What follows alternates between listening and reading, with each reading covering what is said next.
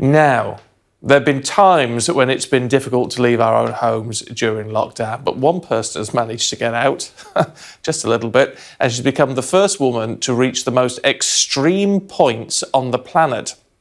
Vanessa O'Brien climbed Everest and then turned round and headed for Earth's lowest point, the Mariana Trench. And she joins us now. Morning to you. Look, I've got to ask, Mariana Trench, first and foremost, how far down it can you actually get?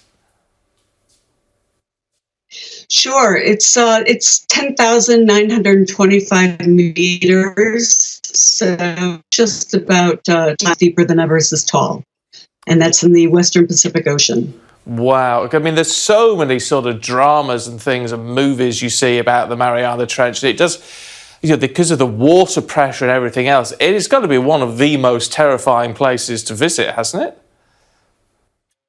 Absolutely. It takes about 4 hours to get down. So I'd like to look at it as a flight between, say, London and Portugal, a little bit longer than that. And then you're at the bottom. And then the survey work starts another 3 hours to map the bottom or survey the bottom to look whether it's flat or whether there's some seamounts and whether there's slopes. And then it's another 4 hours back up. So round trip is like a long expedition, a long mountaineering expedition, 11 hours round trip. Wow. And see, it's fascinating because you just seem to encompass a lot of what I've been watching during lockdown. I've been watching it, you've been doing it. I've watched a few movies about Mariana Trench, sort of scary sci-fi type things. And I only the other week I watched Everest, which was a terrifying movie in itself.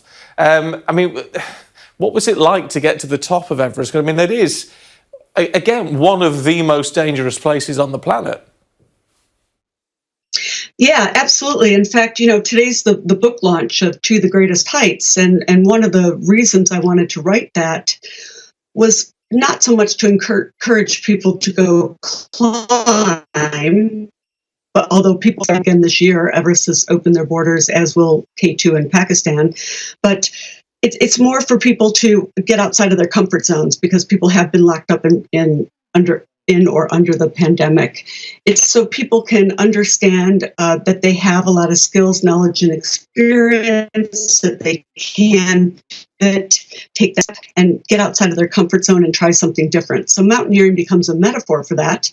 And there's a whole lot of nature out there, a whole lot of nature in England. You can go out, you can take a step, you can explore, you can go hiking. A lot of mountaineering starts with hiking. The first third is certainly all hiking.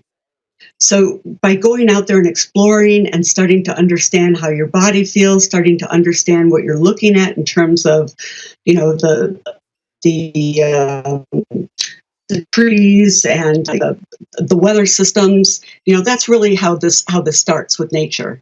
And today there's a lot of applications. You can take pictures. I was just going to say, that's interesting because a lot of people may be watching and think what you've done is amazing, but heck, I couldn't even begin to start anything like that.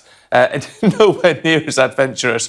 But are you saying then you would still have respect for people who say maybe, live in a city like London, but once they're allowed, are going to say, right, I'm going to go out, I'm going to go and do a bit of a hike for a weekend or whatever. That's still an achievement in your eyes, is it? Absolutely. It starts with that. It's more important that people go out and exercise and explore the world and become curious than it is for people to go and get to the top of Everest. That would be more of an accomplishment, as a society. So, in the book, the first third is the quest for Everest. So as I learned to climb, the readers learned to climb. So I'm Googling what Everest is. We're doing this together. And we're learning about what this climbing is. But as we see later on, it's more about the people that come on these expeditions, the kindness of strangers. Some people are not so kind, but you get stuck in these situations and how much they mirror real life.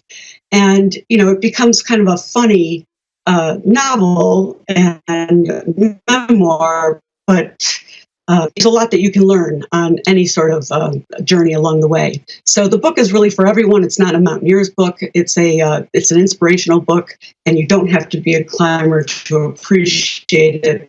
Really, it's to people to get outside of their comfort zone and to try something different. Yeah, which I think is a really positive message. So it's really good to talk to you this morning. Thank you very much indeed.